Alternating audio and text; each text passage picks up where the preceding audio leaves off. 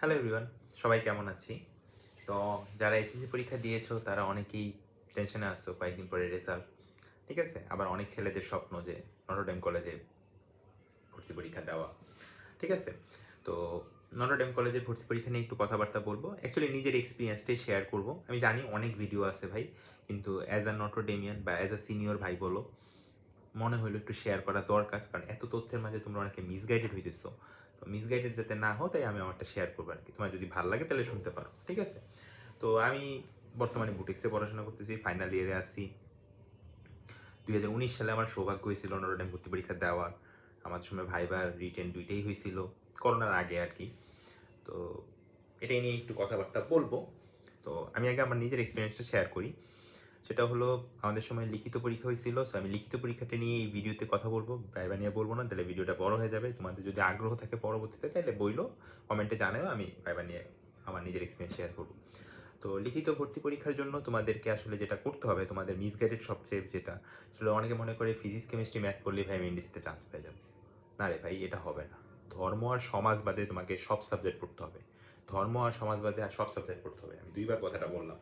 ঠিক আছে? তোমাকে বাংলা পারতে হবে, তোমাকে ইংলিশ পারতে হবে, তোমাকে আইসিটি পারতে হবে, তোমাকে বায়োলজি পারতে হবে, সবই পারতে হবে। ঠিক আছে? তোমার কোশ্চেনে কী আসবে তুমি জানো না। ঠিক আছে? তোমার কোশ্চেনে খালি ফিজিক্স কেমিস্ট্রি ম্যাথ আসবে না। ঠিক আছে? বাংলাদেশে এখন এমন পোলাপেন খুঁজে পাওয়া যাবে 20,000 পোলাপেন যারা ফিজিক্স কেমিস্ট্রিতে ম্যাথ নিয়ে পরীক্ষা দিলে সবাই ভালো করবে। ঠিক আছে? 15,000 20,000 এর চেয়ে বেশিও হইতে পারে সংখ্যাটা, আমি আনুমানিক করে বললাম। তাহলে এনডিসি কীভাবে জাজ করবে? ভর্তি পরীক্ষা, এনডিসির ভর্তি পরীক্ষা হলো একটা বাদ দেওয়ার প্রক্রিয়া। এই কথাটা ভালোভাবে মনে রাখবা, বাদ দেওয়ার প্রক্রিয়া। কারণ বাদ দেওয়ার জন্য যা যা করতে হবে এনডিসি তাই করবে। ঠিক আছে? অনেকে মনে করে খালি ভাই এখানে ব্রিলিয়ান্ট যাচাই করা। না রে ভাই, ব্রিলিয়ান্ট না। বিষয় হলো যে সারা বছর সব, মানে মোট কথা হলো যে সব সাবজেক্ট পড়ছে সে ভালোভাবে চান্স পাবে, সোজা কথা। আর যে সব সাবজেক্ট পড়ে নাই তার জন্য রাস্তা অনেক কঠিন হয়ে যাবে। ঠিক আছে? এই মিসগাইডেড থেকে বের হয়ে আসো।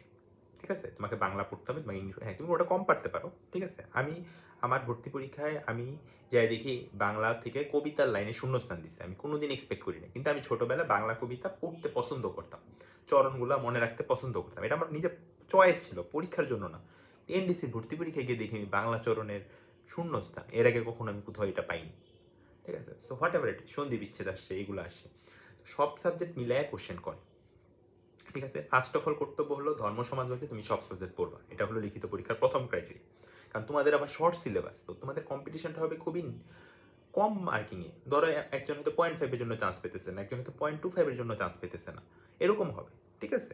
সো নো ম্যাটার হোয়াট, তোমরা সবগুলো সাবজেক্ট ভালো করে পড়বা, ধর্ম আর সমাজবাদে। ঠিক আছে? ওই যে এনডিসি ইয়াতে লিখে দেয় সম্ভবত, ওই যে সার্কুলার এখন লিখে দেয়, আমাদের সময় লিখে দিত না এত কিছু, এখন লিখে দেয়। তো ওইখানে বলা থাকবে কোন কোন বিষয়। বাংলা ইংলিশ থাকবি। বাংলা ইংলিশ ইজ এ, মানে ডিফারেন্স ক্রিয়েট করবি ভাই বাংলা ইংলিশ এ জায়গায়।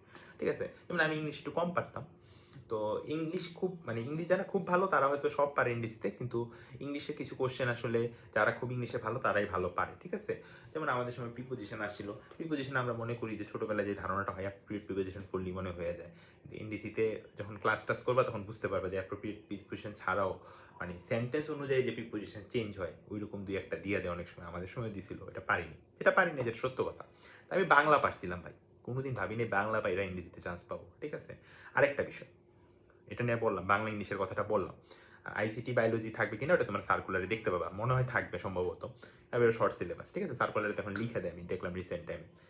আচ্ছা, এবার আসি ফিজিক্স কেমিস্ট্রি ম্যাথ নিয়ে। তো আমার ভর্তি পরীক্ষায় প্রথম দুইটা কোশ্চেনই ছিল হায়ার ম্যাথ থেকে, সেকেন্ড কোশ্চেনটা ছিল দুইটাই ত্রিকোণমিতি থেকে ছিল, সেকেন্ডটা ছিল ত্রিকোণমিতি, উদাহরণ 13 ছিল। ঠিক আছে? এখন আমার মনে হয় হায়ার ম্যাথ বইয়ের উদাহরণ 13, যে চ্যাপ্টার 9-এ।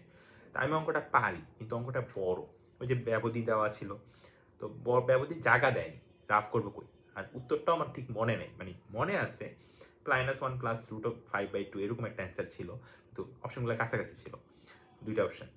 তো আমি, মানে ম্যাথ আমার খুব ভাল লাগে, এসএসসি তো 100-100 পাইছি, মানে ওই জায়গা থেকে ম্যাথ ছেড়ে দিব এটা তো হয় না। কিন্তু বুকে পাথর চাপা দিয়ে হইলো, আমি ওই মোমেন্টে একটা গুড ডিসিশন নিয়েছিলাম যে এই বড় ম্যাথটা আমি করবো না, কারণ এটা পারলো 1 নাম্বার, আর পরের গুলা পারলো আমার 1 নাম্বারই, আমি ওই ম্যাথটা ছেড়ে দিছিলাম। বাকিগুলো অ্যান্সার করে আইসা লাস্টে নিয়েছিলাম, কিন্তু লাস্টটার টাইম পাইনি, সময় খুব কম থাকে। সময় কিন্তু একটা ফ্যাক্ট হয়ে দাঁড়ায়। ঠিক আছে? তো সময় খুব কম থাকে, সংক্ষিপ্ত প্রশ্ন উত্তর দিলে সময় কম থাকে। সো তখন কিন্তু আমি এটা ছেড়ে দিছিলাম। তো এরকম পরীক্ষা হলে করা যাবে না যে ভাই আমি তো ফিজিক্স অনেক ভালোবাসি, ফিজিক্স এটা কেনই পারতেছি না, এরকম হইতে পারে।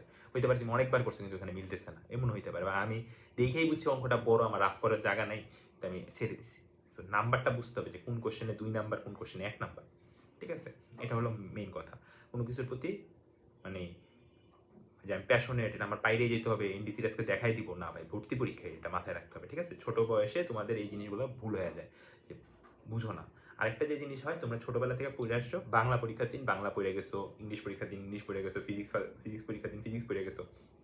যখন সবগুলা সাবজেক্ট একসাথে হয়, এটা তোমাদের জন্য চ্যালেঞ্জ ক্রিয়েট করে।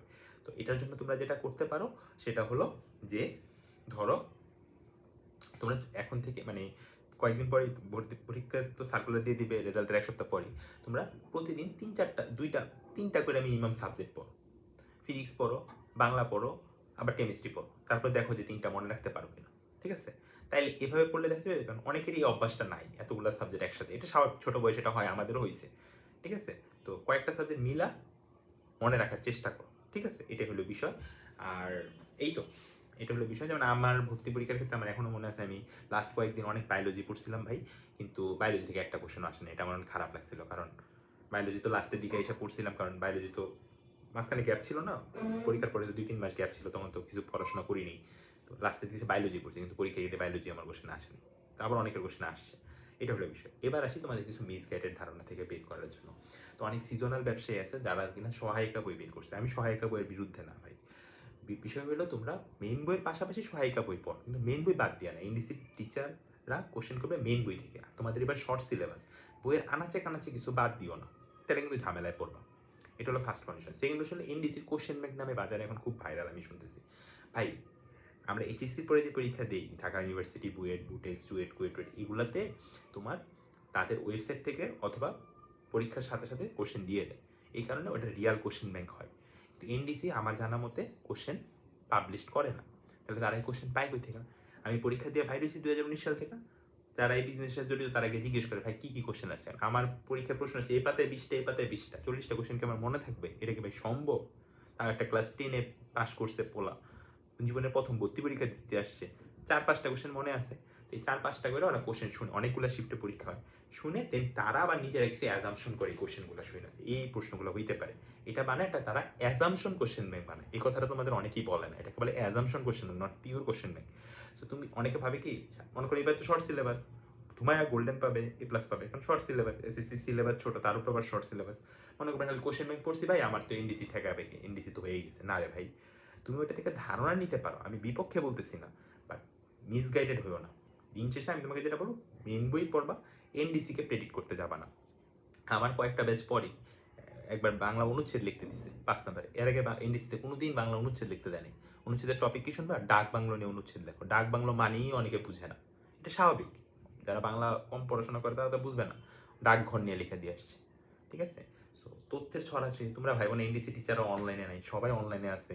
এবং এইসব মার্কেটিং, এইসব কোচিং যত বেশি মনে করবা যে ভাইরা বেশি অ্যানালাইসিস করবে, এনডিসি তত আনপ্রেডিক্টেবল হবে। সহজ কথা, সিম্পলি একটা এলিমিনেশন প্রসেস। ঠিক আছে, সিম্পলি একটা এলিমিনেশন প্রসেস। এই এলিমিনেশন প্রসেসে তারাই টিকে থাকবে যারা এসএসসিতে সারা বছর পড়াশোনা করছে, সব সাবজেক্টই ভালো মতো মোটামুটি অলমোস্ট কভার করছে। মানুষের উইকনেস থাকবেই 2-1টা সাবজেক্টে, তো পড়াশোনা করছে, সে এই দিন শেষে চান্স পাবে। ঠিক আছে, ব্যতিক্রম থাকতে পারে, সেটা আলাদা কেস। ঠিক আছে, অনেকে বলবে ভাই আপনার সাথে আমি একমত করি না, আমি 2 দিন আগে এনডিসিতে ঘুরতে গেছিলাম, চান্স পেয়েছি, এগুলো হলো ফোকাস কথাবার্তা। ঠিক আছে, সে এসএসসি লেভে পড়াশোনা করছে, সে এনডিসির আগে কেন পড়াশোনা করবে? তাই না? না করলেও মানে তা তো মনে আছে, রিভিশন দিয়ে চলে গেছে। ঠিক আছে, আবার অনেকে এসএসসি একটু কম পড়াশোনা করছে, এই 2-3 মাস একটু বেশি পড়াশোনা করছে। এক একজনের জিনিস এক এক রকম, আমার সাথে তো তোমারটা মিলবে না।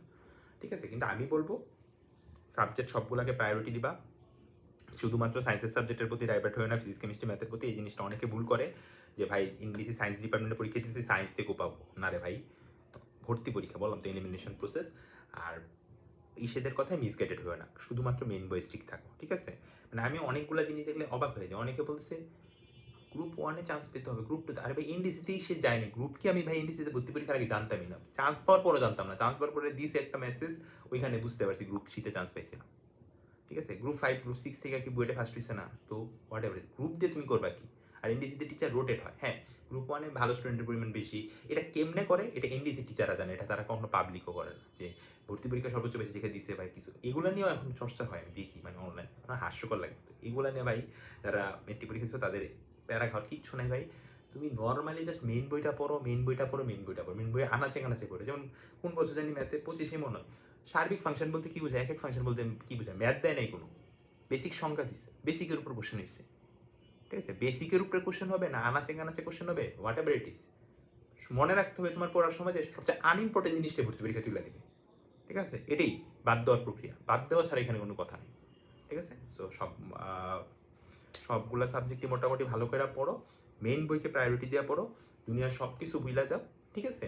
মেইন বই ভালো করে পড়ো, ভালো কিছু হবে। নর্মালি তুমি বোর্ড পরীক্ষার জন্য যা প্রিপারেশন নিচ্ছো, ডিফারেন্স খালি এইটুকুই, ওইখানে শুধু ফিজিক্স পরীক্ষার দিন ফিজিক্স পড়ে গেছো, আর এখানে সবগুলা সাবজেক্ট পড়ে যেতে হবে। এই জন্য তোমাকে একটু নিজেকে গ্রো করা লাগবে, ঠিক আছে? খুব বেশি কঠিন, একটু গ্রো করা লাগবে, ঠিক আছে? আর যদি ভাইবা নিয়ে জানার ইচ্ছা থাকে বা মানে আমার থেকে শুনতে চাও, মন চায়, তোমরা তো অনেক কিছু জানো এখন, তাইলে আর কি কমেন্টে জানে, তাইলে আমি ভাইবা নিয়ে ভিডিওটা করবো। দুঃখিত ভিডিওটা একটু বড় হয়ে গেল, সরি ফর দ্যাট। ধন্যবাদ সবাইকে।